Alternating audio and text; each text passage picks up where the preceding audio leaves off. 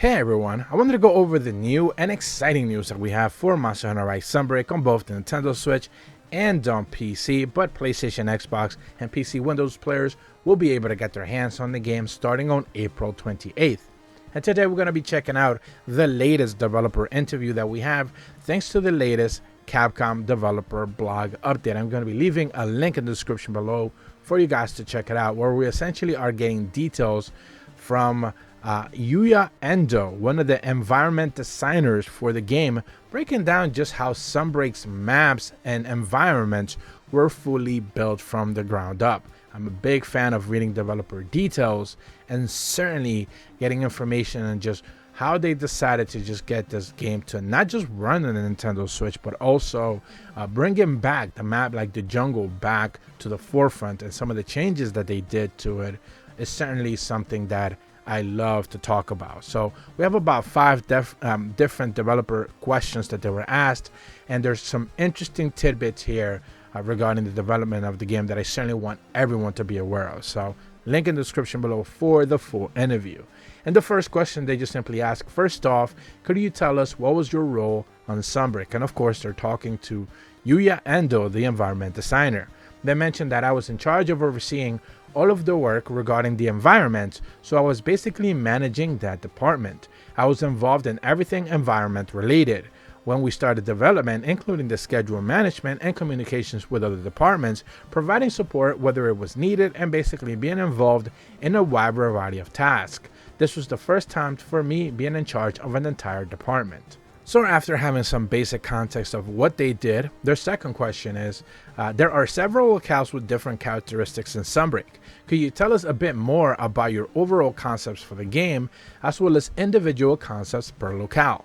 The response is, the locale that is most clearly representative of Sunbreak's concepts is the Citadel, which was made to reflect the main concept of new monsters, i.e. monsters from Western folklore. From the early design stages, we were already aware that we had to design the environments with the 3 lords in mind. So we had to create territories for each one of the 3 lords: a forest, a mountain range, a castle ruins, with different visuals to ensure that each area felt like it was its own ecosystem. We decided on the form of the layout with areas after hammering out the settings for each territory in more detail, while also taking various gameplay gimmicks proposed by the game designers in mind.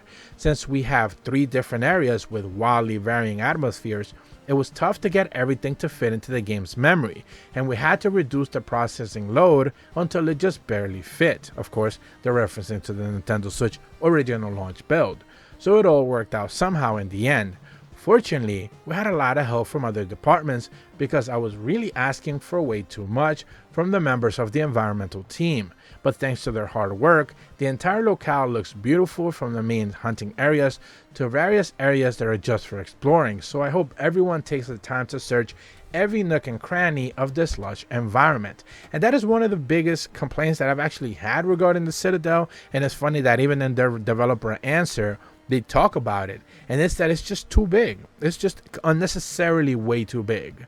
Yes, I understand that they were trying to put 3 monsters, the 3 lords together because of story purposes for the Sunbreak expansion. I understand all that, but maybe just you didn't have to do that. Maybe they just could have just created separate locales for each one, and then maybe just one big massive fight where you actually get to fight all 3 of them at the end, maybe in an arena or something. Certainly I think they could have done something a little bit different. And at the end of the day, the Citadel is not one of my favorite maps, not necessarily because of the way it looks or any of that. It's just way too big. It takes too long to traverse. Certainly happy that there's sub camps to be able to make your way around it, but I'm not a big fan of it. Also, one of the biggest complaints that I had when I was discovering the Citadel was just those so many divided areas that you have, where the monsters can never get to you. You actually are just free to roam and explore and gather materials at your own leisure, but the monsters will always have like pre-projected track paths that they're never going to be able to reach you whenever you reach a specific area outside. Of course, I'm talking about those gray zones where you can gather and pick up materials, but they're never going to get you there. So I've never been a big fan of that design specifically, and it's interesting that they're alluding to that in this developer question. The next question that they asked is, the jungle and the forlorn arena make their return from past titles. How do you decide to bring these locales in particular? The director was the one who proposed which locales to use, so you'll have to ask him. From what I heard though, the return locales were decided based on the monsters that were going to be in the game. And especially Forlorn Arena was pretty much locked in when we decided Lucent Nargacuga was coming back. We created these locales to feel nostalgic to people who played the older games, but since the jungle used to be an environment that was divided into separate areas, there were a lot of spots where the geometry would fall apart if we simply connected the separate parts together. But we tried to properly match the proper parts, we would end up creating something that would feel different from the locale in older games.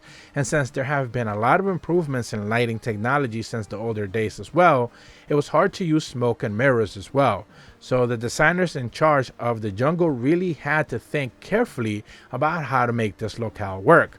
The original jungle was just a locale with a lot of verticality from the underground areas to the high plateaus, and I think we managed to turn it into a nice, seamless, three-dimensional locale with plenty of platforming elements. Because its three-dimensional nature, we ran into some performance and rendering issues with vertical designs. Once again, the Nintendo Switch is the culprit, but we managed to resolve this somehow with the help of the jungle staff and other departments. Forlorn Arena is actually an arena transition, so it's not connected to a stage, but there were a lot of care put into construction to the tower and the backdrop to make it feel familiar to the series veterans. I think we managed to turn it into a more convincing version that shows a bit more and the exact nature of the locale, of the location of the locale. And I do agree that the jungle was probably one of the maps that was one of those maps that a lot of people probably would have never expected to be able to be coming back. We knew that there were multiple maps making their way into Sunbreak, even from the early data mines. I believe it was the early Tetranodon clip, just fighting in the jungle, that kind of like flipped people's idea to be able to see the jungle kind of making an appearance in this game. And it was interesting when we actually got the confirmation, just to be able to see how much it had changed, but how still familiar it feels. It is one of the smaller maps, I think, in general, but there's so many layers to it. It doesn't necessarily feel small because you can go from three levels, like they mentioned, the 3D environmental nature of it, where you have the top, the middle, and the bottom, and they all feel unique and distinct in their very own way. The next question is, in Sunbreak, you can also go to ruins in Area 10 and even all the way down into the underground, which wasn't previously possible. So did you really go the extra mile, didn't you? The response is, at the beginning, the development of the ruins in Area 10 weren't actually accessible, but then someone was like, this is dumb, why can't we go there? The underground area beneath the ruins used to be a passageway for wyverns only, but we reconstructed it so the players can now access it as well. I think that a lot of fans were wondering why those ruins were there in the remote island when the locale was first introduced all those years ago. So I think we did the right thing by letting the place access it now. The designers in charge of this area were very adamant about including the underground ruins, and it looks like a bit of a cave temple. I like it a lot.